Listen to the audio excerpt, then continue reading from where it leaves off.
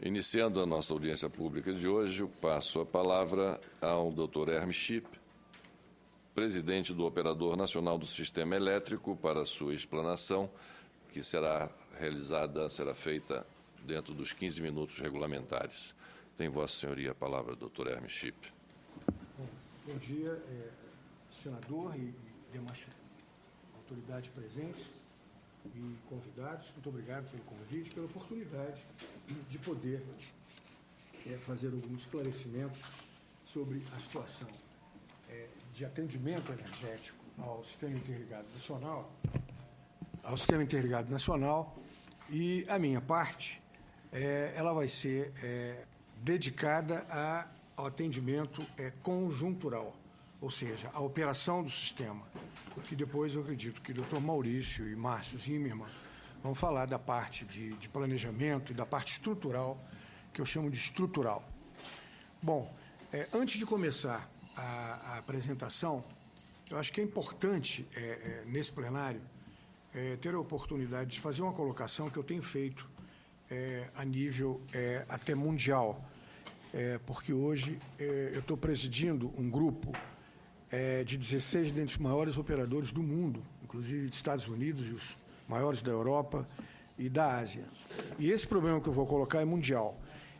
Nós estamos enfrentando, em termos institucionais e estruturais, um dilema que eu chamo de dilema do contraditório, porque as sociedades estão exigindo, senador, olha, tarifa baixa, segurança, ou seja, não blackout, e uma matriz limpa.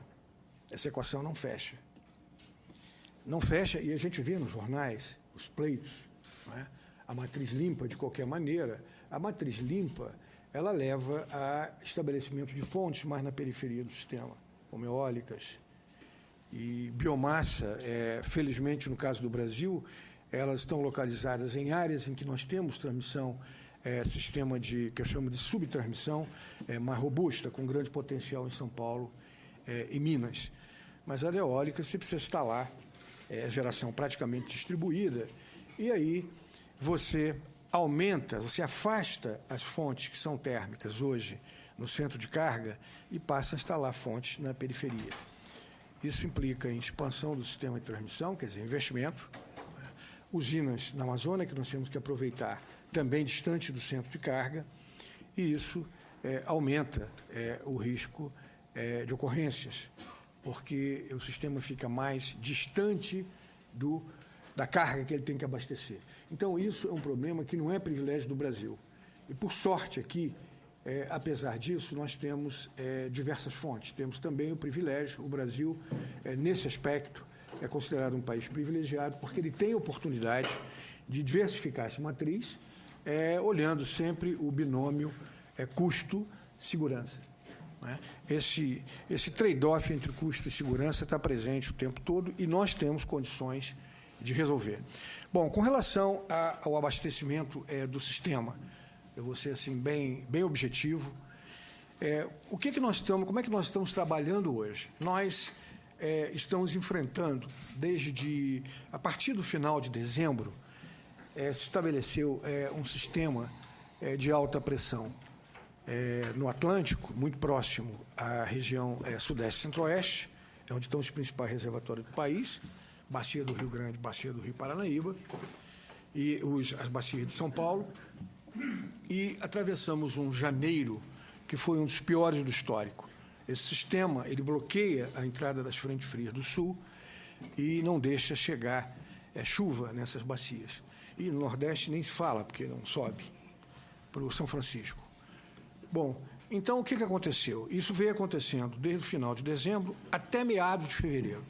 Quando chegou em meados de fevereiro, esse sistema começou a se diluir, ele não se diluiu totalmente, ele se afastou do continente, está mais no meio do Atlântico, conjugadamente com a temperatura da superfície do mar um pouco mais alta que o normal, a média 1 a 2 graus mais altas, que também contribui para que essa alta pressão fique mais tempo nessa posição, e a partir da segunda quinzena de fevereiro ela começou a se diluir.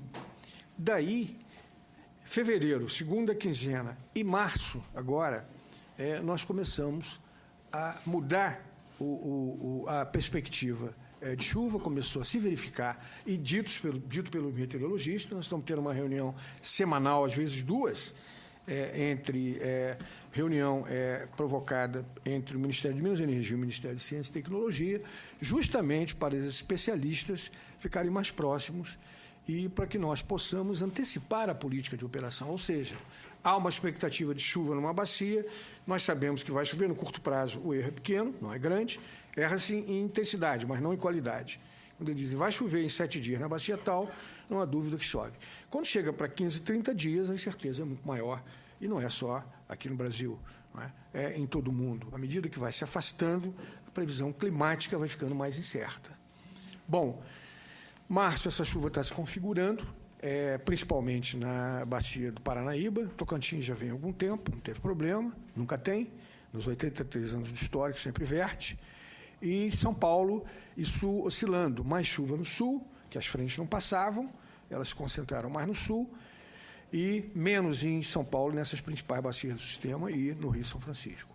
Bom, qual é a previsão de meteorologia e de clima com a qual a gente trabalha? Olha, março, ela vai continuar não com uma condição extremamente favorável, mas não tão desfavorável como foi janeiro e primeira quinzena de fevereiro.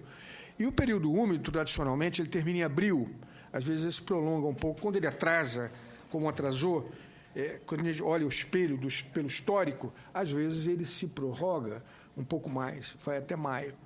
Então, eu diria que a gente está numa situação de melhoria, indicando, caracterizado pela melhoria, hoje, podem ver o nosso quadro no site do operador, a bacia do Paranaíba está com afluência de 83%, quando chegou em janeiro a 20 e poucos, entre 20 e 25.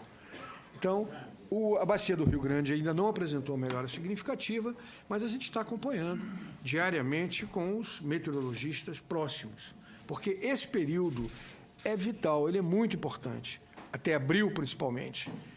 Então, o que eu diria? Nas nossas simulações que eu tenho apresentado, esse prognóstico sistematicamente na reunião do Comitê de Monitoramento do nosso Conselho de Administração, quando a gente olha o prognóstico do curto prazo, ou seja, março, e a indicação dos meteorologistas para abril, que é o que a gente tem em termos de previsão de clima, evidentemente mais em certa medida que você se afasta. E no período seco, maio, novembro, a gente não tem nada mais além da previsão de vazão com relação aos modelos estocásticos de previsão de vazão. O que é isso? É olhar o passado recente e fazer o prognóstico futuro, porque existe uma correlação úmido-seco. Quer dizer, quando o período úmido não é muito bom, o seco não é excepcional, só raramente quando a gente olha no retrovisor, no histórico.